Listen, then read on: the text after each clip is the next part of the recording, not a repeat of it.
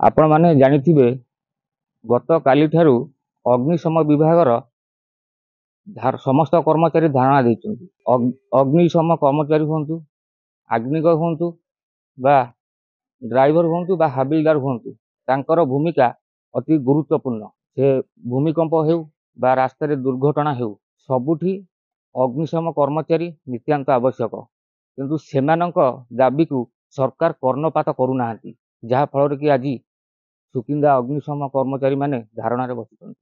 आमे तांको प्रतिक्रिया नबा, तांकर जो दुई गोटी दाबी रहउची, कोन दाबी रहउची आमे तांकोठू सीधा जानिबा। भाई आपनको ओडिशा भास्कर को स्वागत। आपण परिचयटा दियंतु आ कोन रहिछि दाबी आपनकर टिके कोन। मु आग्निक 2909 राजकुमार धल सुकिंदा दमकल मु कार्यरत। आम दुई गोटी दाबी है। प्रथम दाबी है आमर पुलिस सहित सामान दरमा लेबुल आ भत्ता, जोड़ा कि तांका सहित दरमार आमर तारतम्य अच्छी। आमर 13 गोटी दाबी रु 11 टी दाबी ठीक अच्छी एवं दुईटी दाबी आम कम तांकठू ये करूचु पाउचु, जोड़ा कि ऑफिसर मानक सहित माने पुलिस ऑफिसर सहित आम ऑफिसर समान दरमा ठीक अच्छी, लेवल भी सब ठीक अच्छी। किंतु आम सिपाही मानक पई काहेकि एमिति पातर अंतर करा जाउची सेटा मु जानि पारुनी। सरकार को आउ गोटे जिनस भी आम दाबी रखीचु, आमर संघर जो आमर रेजिस्ट्रेशन टा निहाती दरकार। काहेकि ना संघर रेजिस्ट्रेशन नहले आम कौन कथा कहि परिबुनु, आम दुख किछि आम सरकार को जणाई पारुनु। आम अन्य जने अफसर संघक उपर आम डिपेंड करूचु। आम चाहूँ आमर संघर रेजिस्ट्रेशन हो जाऊ, आउ दाबी दुईटी जिते जल्दी आप सरकार पूरण करेंगे सेते जल्दी आम एथुरु निवृत्त रहबू।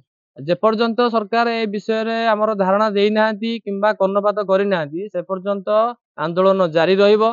से जहाँ भी हो जाऊ, माने ऑल ओडिशा सबुआडे आमर स्ट्राइक चली। धन जीवन बहुत क्षति होची। सरकार भल भाव जानी फायर सर्विस रो काम कौन। फायर सर्विस होची फ्रंट लाइन योद्धा। तेणुक जदि आज जदि आम फ्रंट लाइन योद्धा है आम आज दुखरे रहीचु, एटा तो बहुत बड़ दुखर विषय। आम संघ आम संघ पक्षर जो बंद डाकरा आंदोलन करा आंदोलन डाकरा देला परे सरकार एस्मा लागू कर। सरकार एस्मा लागू करके भावुं आमको डरे धमके आमको एमती दाबिक आमको ओहरे दे बोली। किंतु आमर पेट पाटणा कथा, आम आज्ञा बहुत कम दरमा भी पुलिस वालों पाउचु। समान रैंक आम रहीकि भी आम जहाँ भी कम पाउचु, जोड़ा कि 24 घंटा ड्यूटी आमर 24 घंटा ड्यूटी आम निबदलचु। फायर सर्विस एमती कौन सी काम ना जोड़ा कि से करूनी, सबू कम आम अच्छु। बन्या बात्या हो, घर पोड़ी हो, जहाँ भी हो, रोड एक्सीडेंट हो, गाई षंढ जहाँ भी पड़ला जीवन उद्धार हो, सब आम अच्छु। कोरोना भाया जिनस समय भी आम फ्रंट लाइन में थिलु। एते एते जिनस कर सारा परे मध्य सरकार काहेकि आम प्रति एमती दुर्बल माने आमको करूछन्ति सेटा आम जानि पारुनु। मु चाहूची सरकार को मोर ए मीडिया भाई मान द्वारा मु जणाइବାକୁ चाहूची जो सरकार आम दुईटी दफा जिते जल्दी आमर से फाइनाल करेंगे आम से जल्दी आम कार्य निवृत्त रहबू।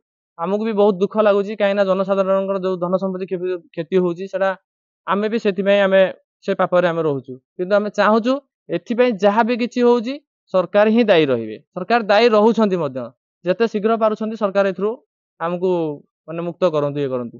आपण जानिथिबे सुकिंदा NH 53 नंबर सेठी प्रत्येक दिन दुर्घटना घटुची। जेहेतु आपण माने आज धारणा रे बसिचंती, सरकार आपण कथा सुनु नाहंती। आपण दुर्घटना समय तांको उद्धार करिकी गोष्ठी स्वास्थ्य केंद्र को नेकी तांको ट्रीटमेंट करांती। बर्तमान आपण जेहेतु धारणा रे बसचंती, जदि दुर्घटना घटे आपण गोटे रोगी को नहीं परिबेनी, तापई दायी किए रहिबो? दायी तो मु कहवा गले वर्तमान सबुठू आगर सरकार दायी रहिबे। प्रथमे सरकार दायी रहिबे, तापर हमर प्रशासन दायी रहिबो।